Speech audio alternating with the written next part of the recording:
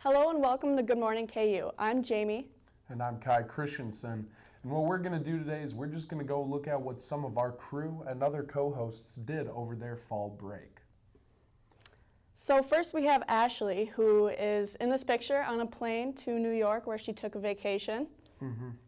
When we asked her about what she did, she was very tight-lipped on it. She didn't give us a real response. Yeah. This is Chris's pumpkin that he carved with a little puppy right next to it. I'm not entirely sure what he attempted to carve there. I'm not sure either, but I like the effort. Well, yeah, I guess we can go with that. Next, Courtney went to a wedding. It was her cousin's wedding. In Barrington. Yes. Congratulations to Courtney's cousins on the wonderful wedding. Best of luck. Yes. Here we have Jacob Polacek. It looks like he punched his cousin in the teeth there. He might have. Lost a few of them. And I think the next photo is him bragging to his aunt about the event. Yes. Yeah. And he also went to Chicago. That's true, Chicago. Yeah. And this is me. That's you? Yeah. I went to Colorado to visit a friend, and there's a picture of it. Nice. Yes. What did you and your friend do? We drove around in the mountains, and this is where the picture was taken, in the mountains. Very interesting. Mm-hmm. Very interesting. Oh, up next. Yeah, I was in Minnesota. I went back home, and it snowed, and I decided to take a nice artsy photo of the trees. This is a great picture of you. This is not a photo of me, actually. Although I am as tall as a tree, that is not me in the foreground. Next up, Madison actually stole this miniature chicken, if I remember correctly. Yeah, in a farm in DeSoto. A farm in DeSoto, yeah. They had a cute pumpkin patch, as she said. She actually robbed a bank with the chicken afterwards. Yeah, that's what I heard. If you see Madison, please call the authorities. And that's, yes. No, and we have Miranda, who is rowing in this picture, and she beat K-State. Yes. Over fall break. Good job to our rowing team, and especially Miranda. She's always putting in the work on the rowing. I heard they have vigorous workouts every Monday, Wednesday, and Friday. And that'll be it for that little roundup there. I think everyone had a fantastic fall break, except for me. I got really sick. That was fun. Oh, that's not good. What'd you get sick with? Just sick? A cold. Got it. Not fun. Well, that'll wrap it up. We have up next, we have the news and the weather to talk about how long this great weather will last. Stay tuned with Good Morning KU.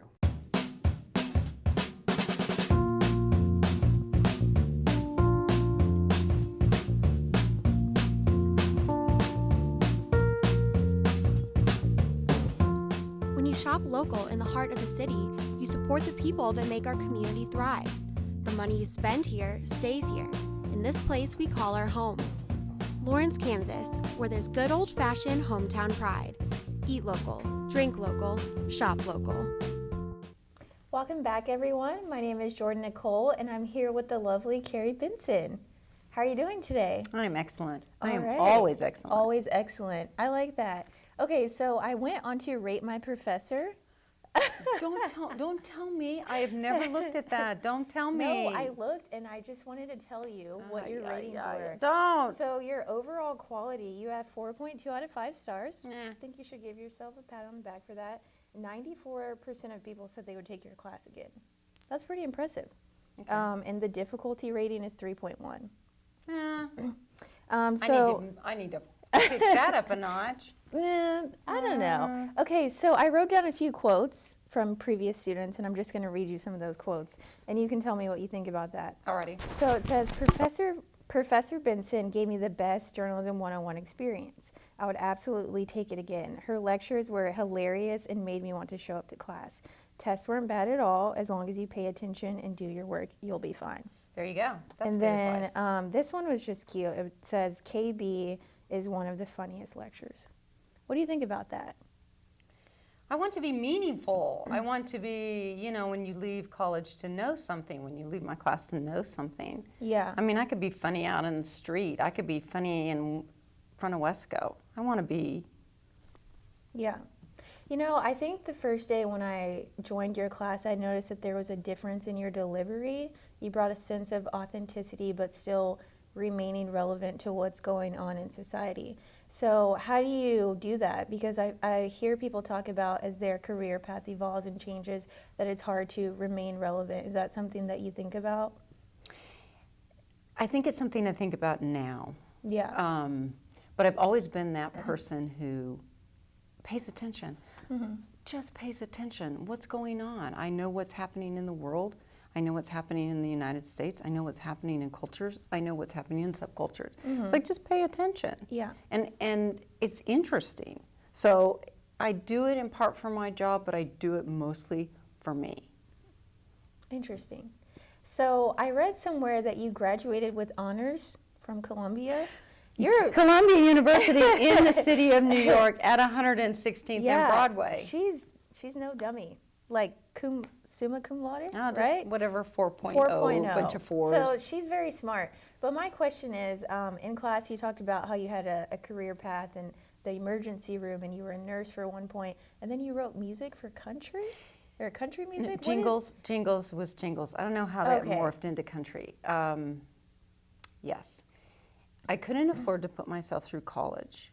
My parents didn't pay for me to go to college. So I had to have some way to do that. Right. So I went to a community college that was close to me. I worked at night and I got my nursing degree. Then, when I had my nursing degree, I could work shifts and I could work weekends and I could make some pretty good bank, right, to pay for college.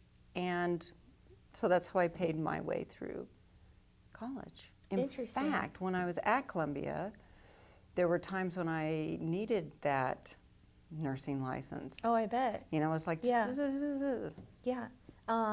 So earlier in this year, you actually received an award, right? I did. How did you feel when you got that award for teaching?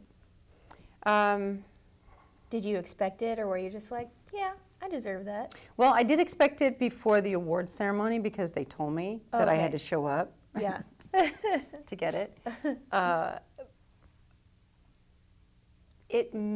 There's certain types of awards that you get that are about what your colleagues think of you.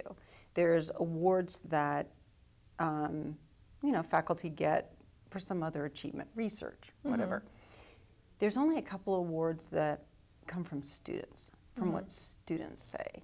Yes. So that meant as much to me as the fact that it was an award. Yeah. Was that there were students who were willing to come forward and say, wow, she made some kind of difference in how my life was day to day. So that's a thing. Yeah, no, it's important. I had a professor, I'll never forget, she said either you can't sell motivation, either you have it or you don't.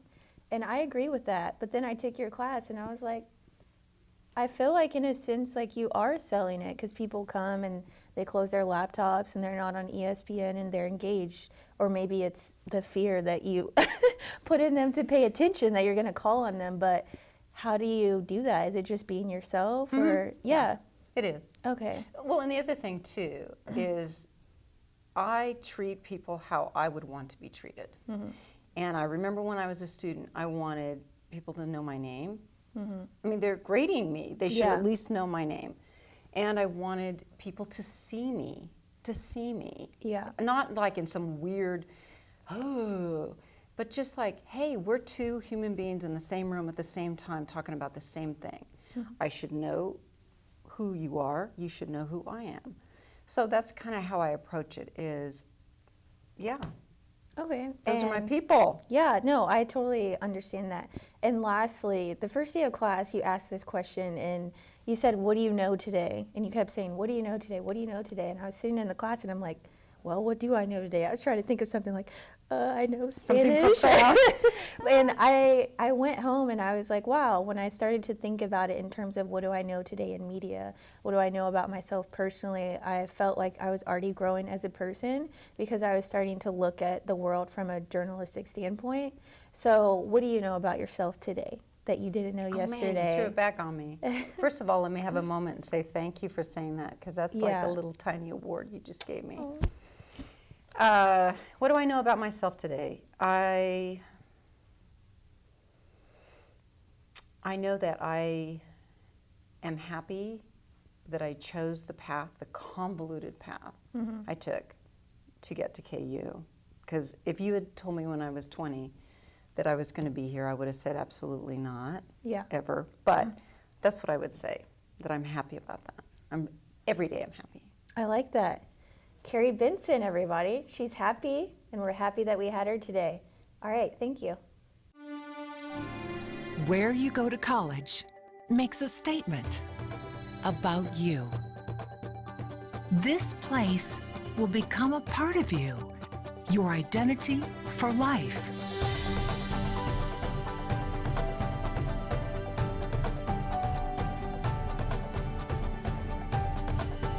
The University of Kansas, a great place to be you. Welcome back, I'm Chris. And I'm Jacob. This is your Tuesday Good Morning KU News Update. Sad news from the University of Utah, where a female track and field athlete was found dead in a car on campus.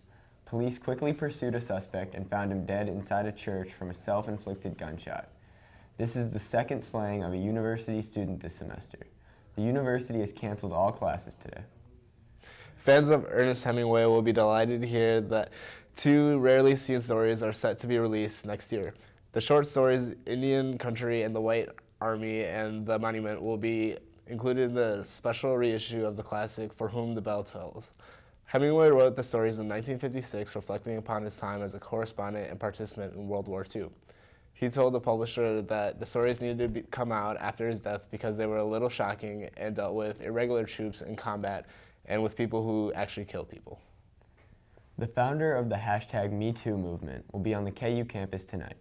Tarana Burke was originally scheduled to speak in April but had to postpone. Her message will address how women of color are not getting enough credit for beginning the movement. Burke is scheduled to speak at 6 p.m. in the Kansas Union. In sports, the KU football team lost yet again. After squandering 2 early chances for a touchdown, the defense finally gave in and the Jayhawks fell 48-16 to Texas Tech. KU is now 2-5 overall and 0-4 for the conference. The Jayhawks will host TCU this weekend with a kickoff scheduled for 2 p.m. After a great start to the season, the soccer team has now lost 3 in a row.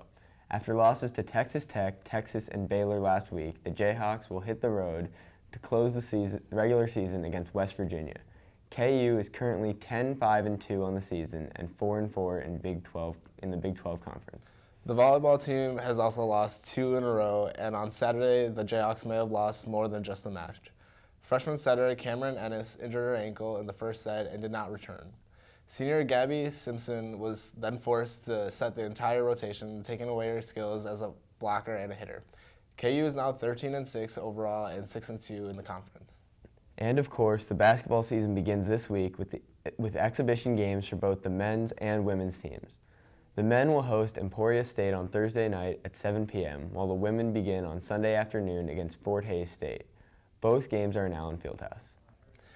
And that will wrap it up for today's news update. Stay tuned, and after the break, Madison will be here with the weather.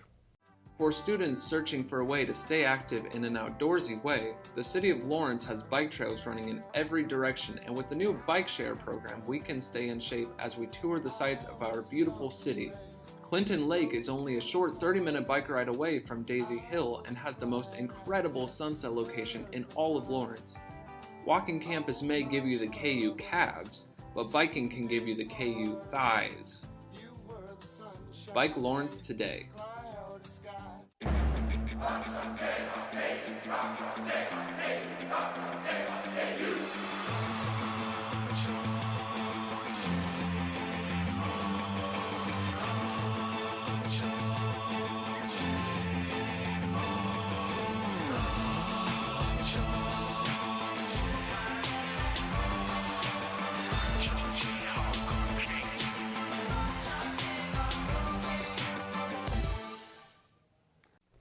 All right, welcome back. Okay, so what you're looking at here is a beautiful shot of the fall leaves in between Anschutz and Wesco right now.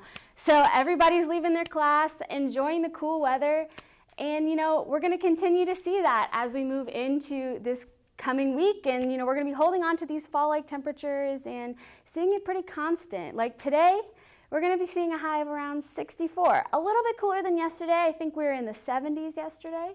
But we had a light cold front move through last night, which is the reason why we have these northeast winds of about 10 miles per hour.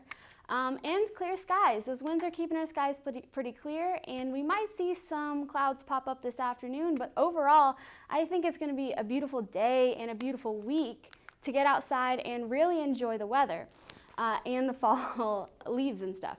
So moving into tonight, we're going to see by 6 p.m. our temperatures are going to drop down to 62.